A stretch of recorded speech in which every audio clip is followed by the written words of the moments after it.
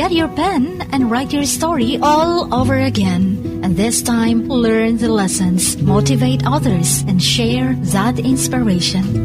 Dear Max FM with DJ Chini. Dear Max FM, ako si Miranda. Simpleng babae lang na may malaking pangarap. Pero dahil sa hirap ng buhay, Chin, hindi ko kayang pag-aralin ang sarili ko sa college. Lalong-lalo na ang mga magulang ko. Madami kasi kami. 9 kaming magkakapatid. Halos ang lahat maagang nagsipag-asawa. Pero ako, gustong-gusto ko makapagtapos ng college. Kaya lumusong ako sa bayan para mag-college. Naghanap ng scholarship, naghanap ng part-time job, pero hindi pa rin sapat. Sa pantustos pa lang araw-araw, kulang na kulang. Kaya naman, Chin, napilitan ako. Napilitan akong magtrabaho bilang isang bar waitress para makasurvive, makapagtapos ng aking pag-aaral. Hindi madali,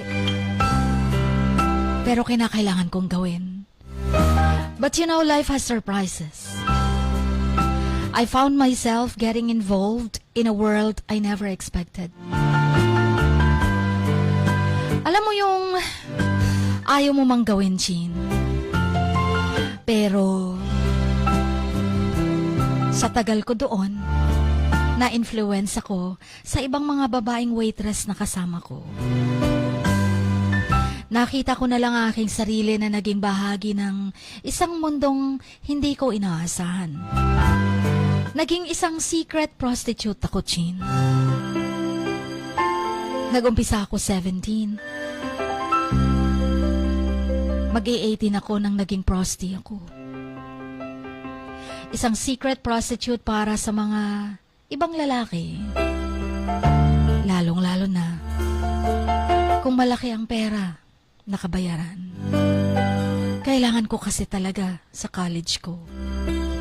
Kahit na hindi ko gustong gawin, pero ginawa ko para makasurvive din. Sarili ko lang kasi ang inaasahan ko. Wala nang iba. Pero ang lahat, Chin, nagbago nung nakapagtapos na ako ng aking pag-aaral. Pero hindi pa ganun kabilis. Dahil nakahanap pa ako ng isang sponsor at alam mo na kung ano ang kapalit para sa pagre-review ko, kasi gusto kong maging certified public accountant. Nakapag-review ako and everything changed when I became a licensed accountant. I decided to change talaga, Chin. Yun naman ang pinangako ko sa sarili ko eh. To start my life with hope and dreams. Hinding-hindi ko nalilingunin ang putikang sasadlakan ko nun. Baka survive lang. Sabi ko makapagtrabaho lang ako. Pagkatapos ng pag-aaral, maging CPA ako. Tuwid na ang buhay ko. Ngayon meron ako isang stable na trabaho. Isang magandang reputasyon sa lipunan, Chin. Naging popular ako sa aming kumpanya. Nakilala ako bilang isang mahusay na professional. Isang mahusay na CPA. Lumayo ako sa sponsor ko. Lumayo ako sa mga, alam mo yung nakakilala sa akin sa bar.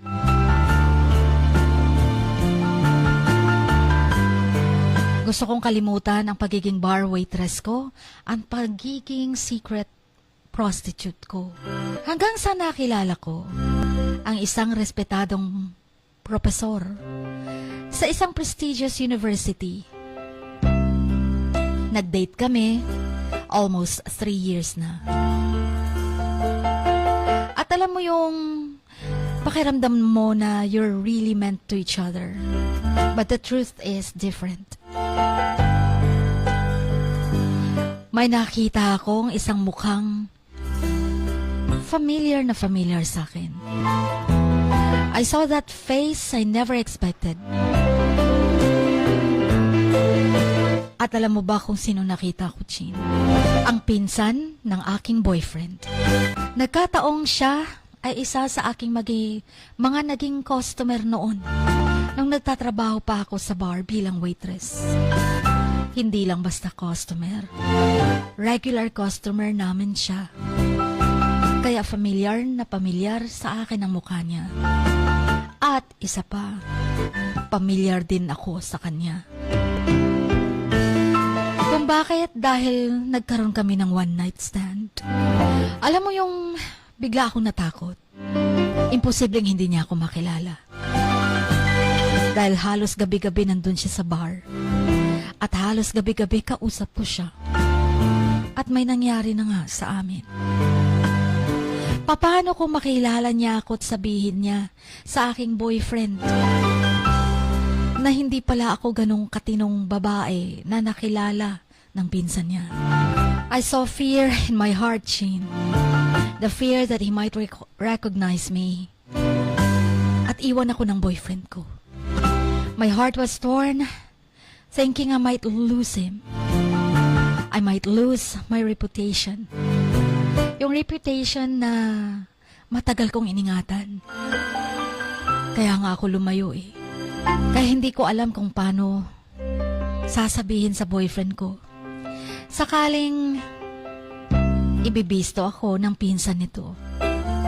But one thing is for sure. I need to fight to keep my relationship and my reputation.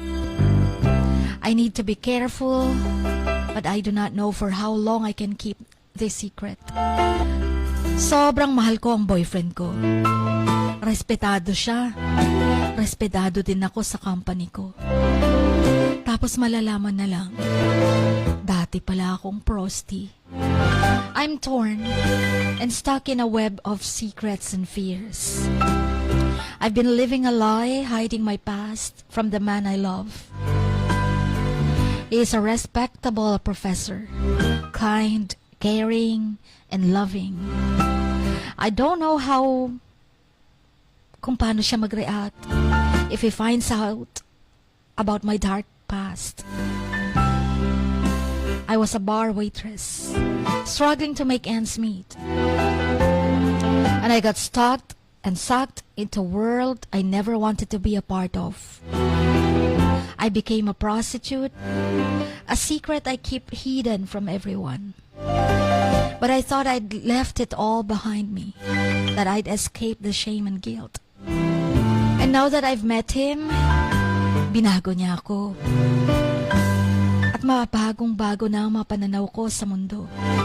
Nagipit lang ako nung una, kaya nasuong ko yun. Hindi ko naman ginusto. At ngayon na meron na akong pangalan na sarili ko at may reputasyon na inaalagaan, ganon din ang boyfriend ko. Mawawala lang ba dahil sa isang pinsan na naging customer ko noon? My boyfriend makes me feel like I'm worth something, like I'm so loved. We've been together for 3 years and I thought we'd be together forever.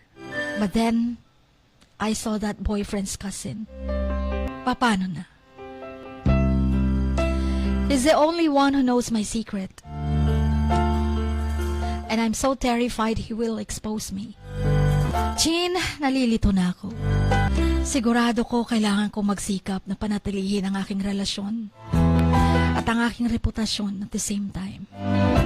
Pero hanggang kailan ko itong may tatago? May isang parte ng buhay ko na isang lihim lang. Isang lihim na baka magwala sa akin anumang oras.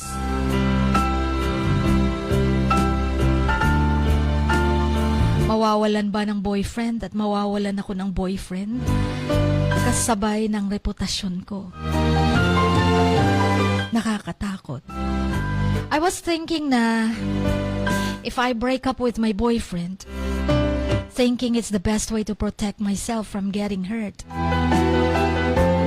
Pero yung isipin ko pa lang of losing him, parang mamamatay na ako. I'm so in love with my boyfriend and I don't want to let him go. Another option, Chin, na kinukonsider ko ay ang magtapat sa kanya. Telling him the truth and hoping that he will understand and forgive me. Pero alam mo yung fear of rejection and judgment, yun yung nag-hold back sa akin. Baka husgahan niya ako, duraan niya ako. Kung gaano kalinis ang tingin niya sa akin nung nakilala niya ako, ganun pala ang kabaliktaran. Ganun pala ako kadilim.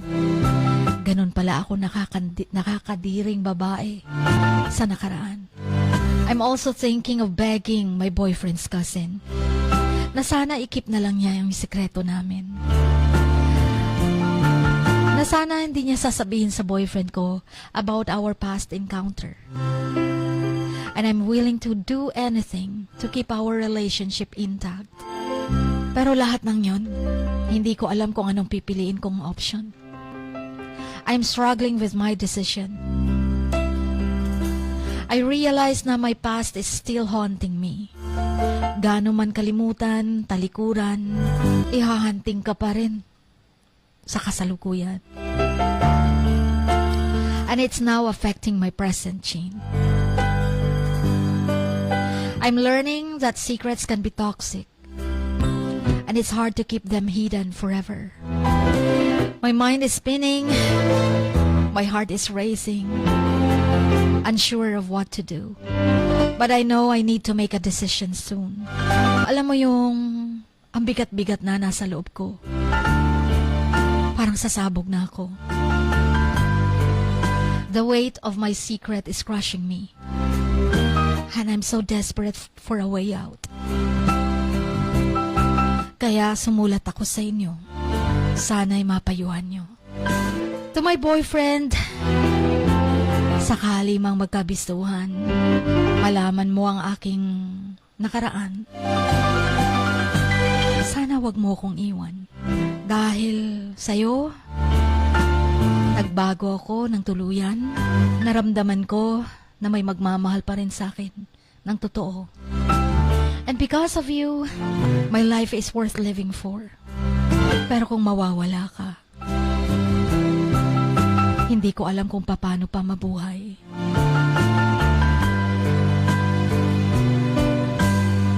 Maraming salamat mga kamags sa pakikinig ang aking story. Hanggang dito na lamang. Lubos na gumagalang. Miranda.